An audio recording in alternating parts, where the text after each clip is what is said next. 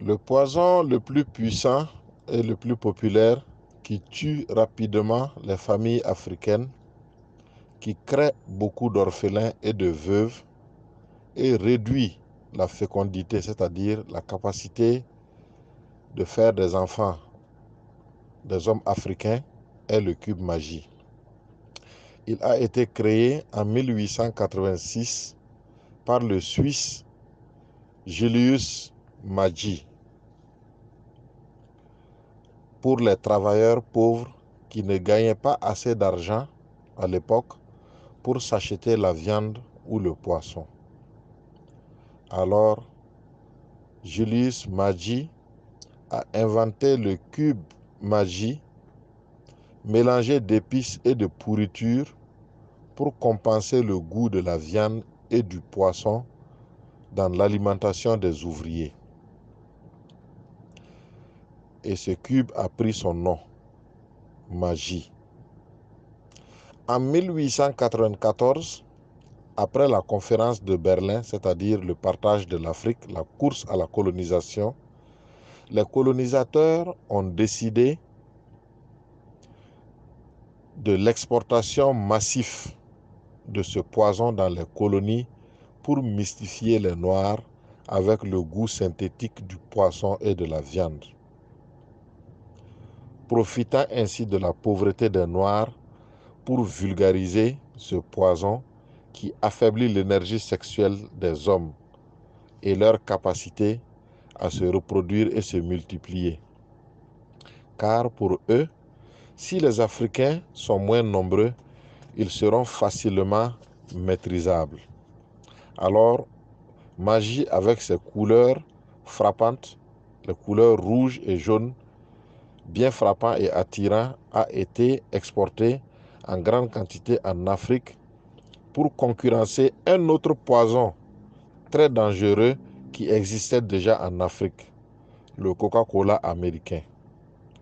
Le Coca-Cola américain a été fait de couleur noire également, afin que les Noirs l'aiment, car il ressemble à leur peau. Et à partir de 1910, cette campagne d'empoisonnement des Noirs a commencé à réussir, car les produits Magie se conservent bien et ça supporte la chaleur, malgré la chaleur en Afrique. Et depuis lors, chaque jour, environ 100 millions de cubes Magie se vendent par jour en Afrique. Alors, les Suisses ont créé et installé 11 grandes usines de production de Magie à travers l'Afrique, avec plus de 40 variétés d'épices de Magie. Les Africains ont alors totalement laissé tomber le piment naturel de leurs grands-parents pour adopter ce poison qui est Magie.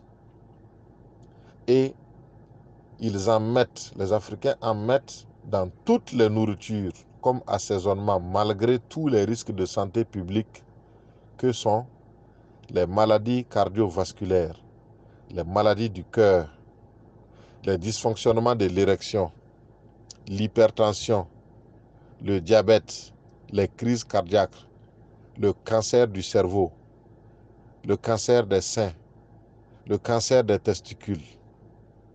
Voilà autant de maladies que Magie provoque chez les Africains. Magie Cube est la première cause de la courte vie, des paralysies et des morts prématurées en Afrique. Pourtant, nous continuons de le manger comme des cacahuètes. C'est parce que, comme la cigarette et l'alcool, Magie Cube développe sur nos langues et dans nos cerveaux une addiction, une dépendance. Si bien qu'on a l'impression que sans magie, telle ou telle femme ne sait pas bien faire la cuisine. Alors prenez bien note et réduisez la consommation de magie, car ce n'est pas une bonne habitude. Sinon, travaillez à arrêter complètement l'utilisation de magie dans la cuisine familiale. Utilisez le piment et les épices naturelles. Veuillez partager cette vidéo avec vos familles vos amis et ce que vous voulez voir en vie est bien portant. Merci. Assalamu alaikum wa rahmatullahi wa barakatuh.